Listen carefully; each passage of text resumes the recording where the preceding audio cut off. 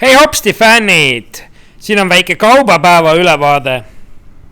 Nii, mis meil siin siis huvitavat tuli? D&D spellbook-kaardid said täiendust erinevate Xanataride, Paladinide, Martial Powersite, Racesite, Rangerite, Bardide ja igast tegelaste näol. Jõudnud on meile Terraforming Marsi Colonisi laiend.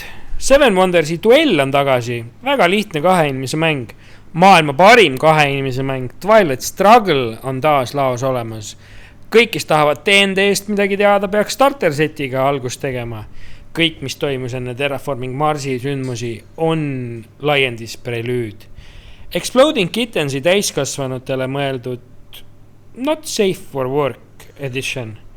Bonanza, äge ubade kasvatamise ja võiks öelda väike majandusmäng. Jaipur, äge, väga hea selline kahe inimese mäng.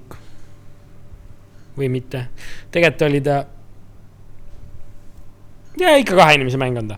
Nii, mis meil siis on? Dixit, kes ei oleks oma elus Dixitit mänginud. Ideaalne seltskonnamäng. Tõsisematele sõjamänguritele Risk. Gloomhaveni, Founders of Gloomhaven.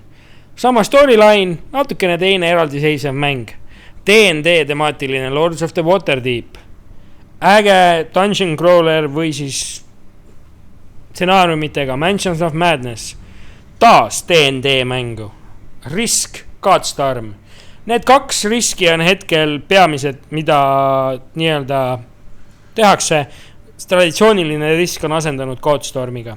Betrayer Legacy, Risk Legacy.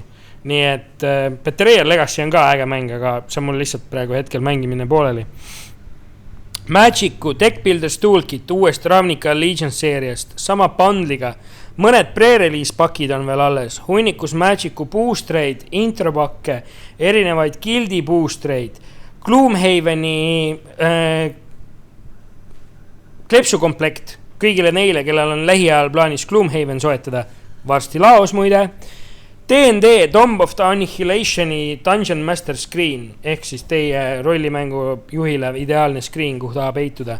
Ja kõige vingem uuem asi, Okidoki täringud.